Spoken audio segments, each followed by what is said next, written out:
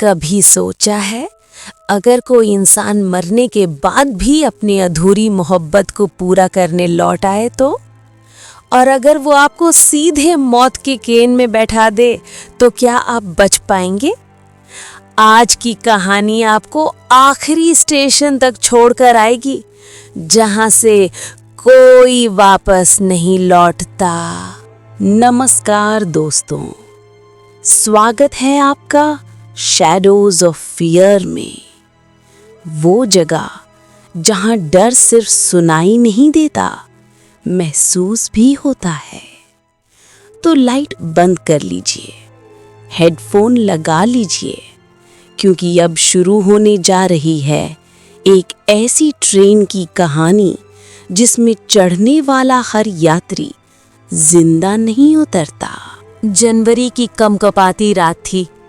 छोटा सा सुनसान स्टेशन, चारों तरफ धुंध और खामोशी। आलोक अपनी ट्रेन के इंतजार में अकेला खड़ा था। ट्रेन का समय निकल चुका था, लेकिन कोई खबर नहीं। पूछताछ कक्ष से उसे सिर्फ डांट मिल रही थी। धुंध है, ट्रेन का पता नहीं। प्लेटफॉर्म पर सिर्फ कुछ कुत्ते पड़े थे जो अचानक एक साथ भौंक उठे, मानो किसी अनदेखी चीज को देख लिया हो। तभी लाउडस्पीकर से आवाज गूंजी, प्लेटफॉर्म नंबर 2 पर ट्रेन आ रही है। आलोक चौंक गया। जैसे ही आलोक ने पटरी की ओर देखा, उसकी रूह कांप गई।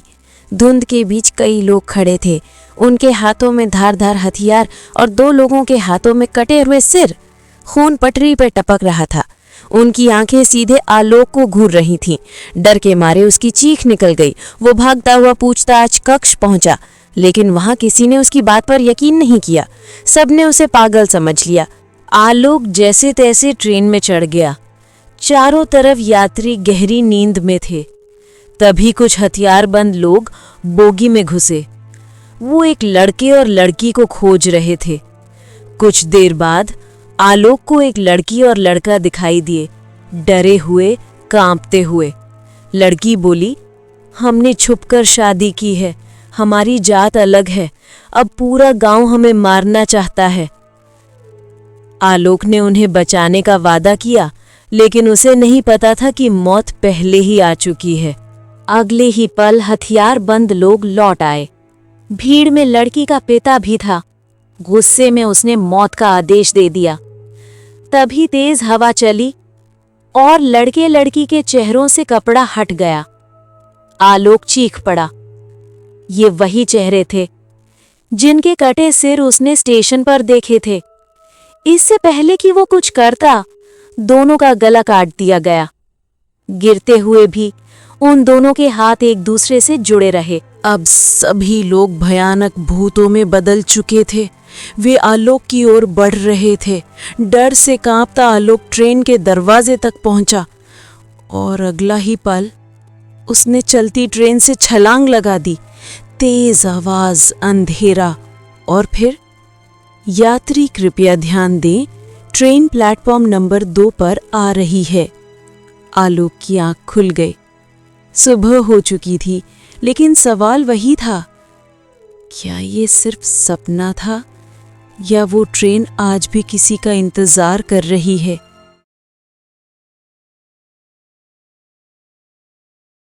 कभी सोचा है अगर आपके घर की दीवारें वो सब देख रही हों जो आप खुद भी नहीं देख पाते?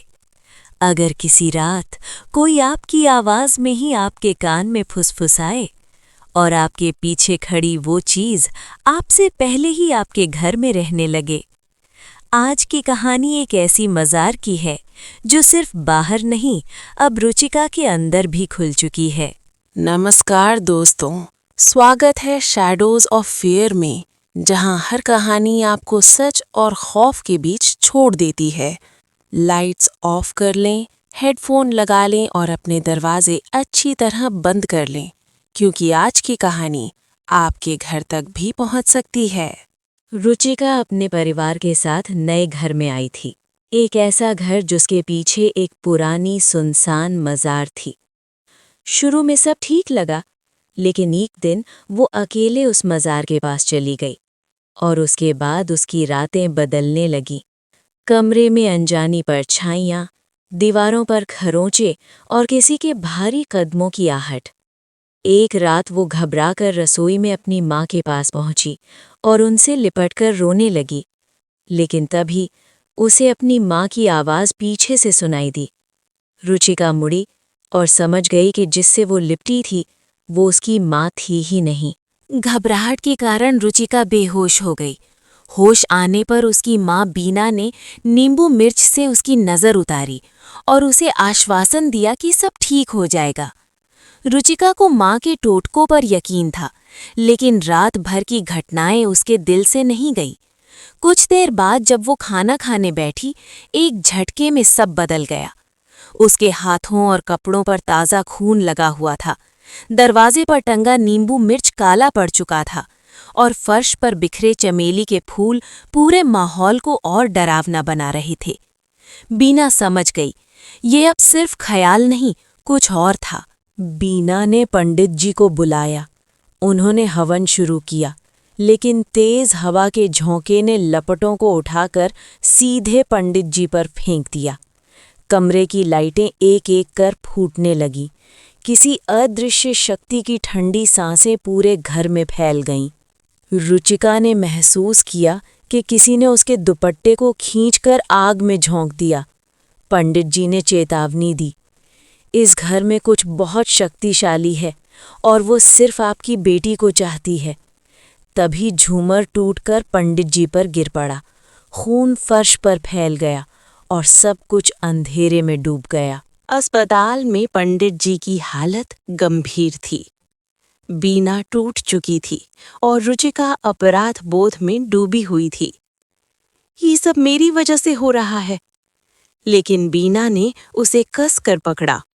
नहीं, मैं तुझे कुछ होने नहीं दूंगी, चाहे जो भी हो, हम लड़ेंगे। अब उन्हें किसी ऐसे तांत्रिक की जरूरत थी जो इस काली मजार की सच्चाई जानता हो।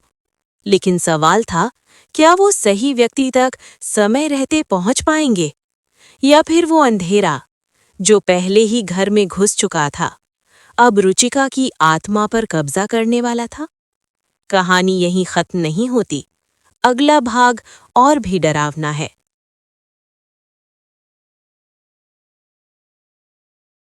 आरव और काव्या की दोस्ती कॉलेज के पहले दिन से थी। दोनों को एडवेंचर पसंद था, इसलिए न्यू ईयर 2026 की शाम कुछ अलग करने का प्लान बना रहे थे।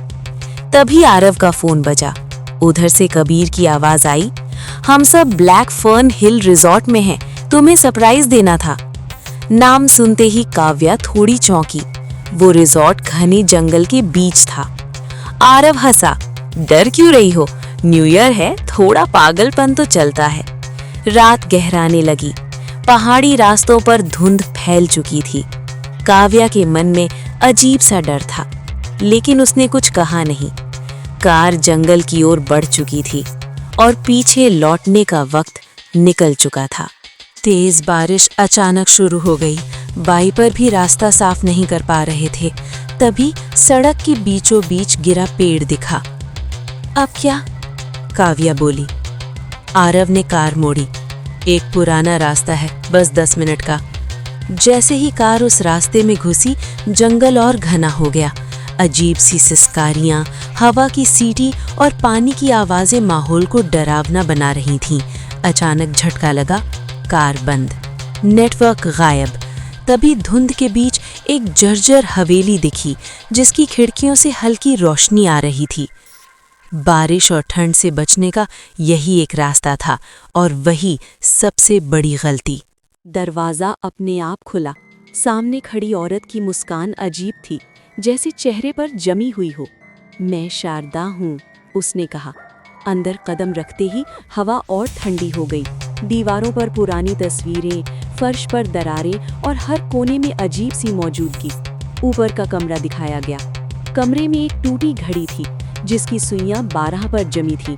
नीचे खाने की मेज पर एक छोटी लड़की बैठी थी, बिल्कुल स्थिर, बिना पलक झपकाए। मोमबत्तियों की लौ नीली हो रही थी। काव्या ने महसूस किया, ये जगह जिंदा है और उन्हें देख रही है। घड़ी अब भी 12 दिखा रही थी। आरव को बेचैनी होने लगी। कई घंटे बीत चुके थे लेकिन सुबह नहीं हुई। बारिश रुकने का नाम नहीं ले रही थी। जब उन्होंने बाहर जाने की कोशिश की, दरवाजा गायब था। तभी शारदा की आवाज बदली, यहाँ समय नहीं चलता। दीवार पर टंगा कैलेंडर 1993 का था। लड़की की आंखें पूरे तरह काली हो गईं। जो यहाँ आता है वो इसी रात का हिस्सा बन जाता है। हवेली की दीवारें कांपने लगीं। सच सामने था, ये जगह बदले की आग में जमी हुई थी। शारदा चीखने लगी, न्यू ईयर की रात हमें मार दिया गया और समय यहीं रुक गया। हवा में चीखें घुल गईं। आरव और काव्या पीछे हटे, लेकिन रास्ता खत्म हो चुका था। हवेली की लाइटें बुझ गईं। अंधेरा, सब कुछ निगल गया। अगले दिन जंगल से गुजरने वालों ने एक बंद कार देखी। अंदर कोई नहीं था। घड़ी अब भी 12 पर रुकी थी। न्यू ईयर 2026 कभी शुरू नहीं हुआ, क्योंकि कुछ जगहें ऐसी होती हैं जहां रात खत्म नहीं होती और सुबह कभी नहीं आती।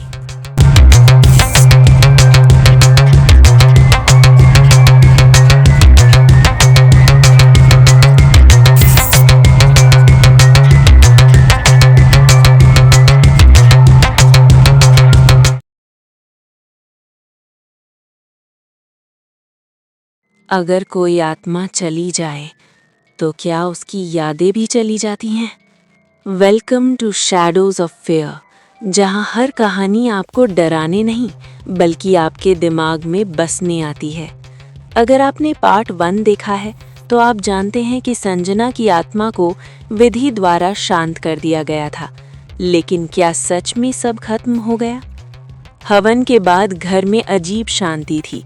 इतनी शांति कि आदित्य को अपने ही कदमों की आवाज डराने लगी।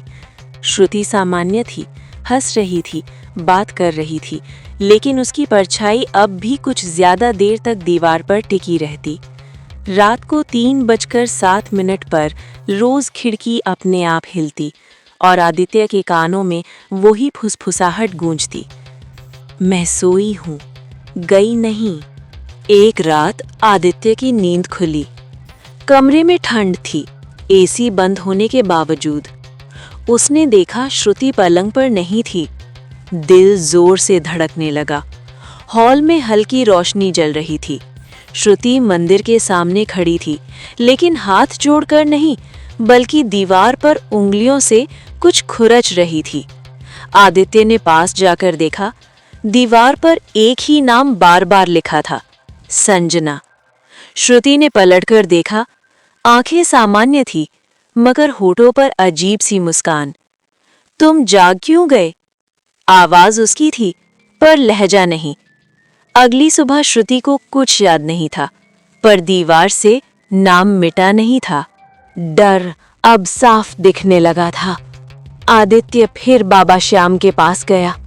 सारी बातें सुनते ही बाबा का चेहरा सख्त हो गया। मैंने कहा था, आत्मा सोती है, मरती नहीं। बाबा ने बताया, ये कब्जा नहीं, ये स्मृति का जाल है। संजना अब शरीर नहीं चाहती थी। वो आदित्य के मन में जगह बना चुकी थी।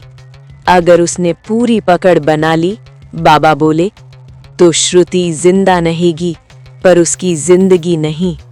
उपाय सिर्फ एक था, आदित्य को उस जगह जाना होगा जहां संजना ने आखिरी सांस ली थी, और इस बार उसे भागने की इजाजत नहीं मिलेगी। वो जगह अब वीरान थी।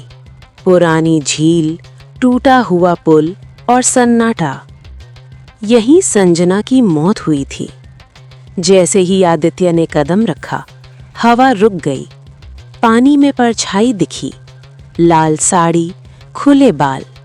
तुम आए ही क्यों? आवाज पीछे से आई। आदित्य पलटा। संजना सामने खड़ी थी, जैसी वो आखिरी बार थी। न गुस्सा, न दर्द, बस इंतजार। मैंने तुमसे बदला नहीं लिया, वो बोली। मैं बस तुम्हारी जिंदगी में रहना चाहती हूँ। झील का पानी उबलने लगा और आदित्य समझ गया ये फैसला टाल नहीं सकता। संजना ने हाथ बढ़ाया। एक कदम, बस एक कदम।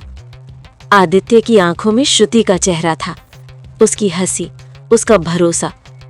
उसने पीछे हटते हुए कहा, प्यार जरूरी था, पर जिंदा रहना भी। उस पल झील से चीख उठी। लाल साड़ी हवा में बिखर गई, परछाई टूटती हुई पानी में समा गई। घर लौटने पर सब शांत था। श्रुति मुस्कुराई, लेकिन कैमरे की परछाई में एक पल को लाल रंग चमका। कहानी खत्म नहीं हुई थी, क्योंकि प्यार अगर अधूरा रह जाए तो वो कभी कभी कहानी नहीं बनता, वो शाप बन जाता है।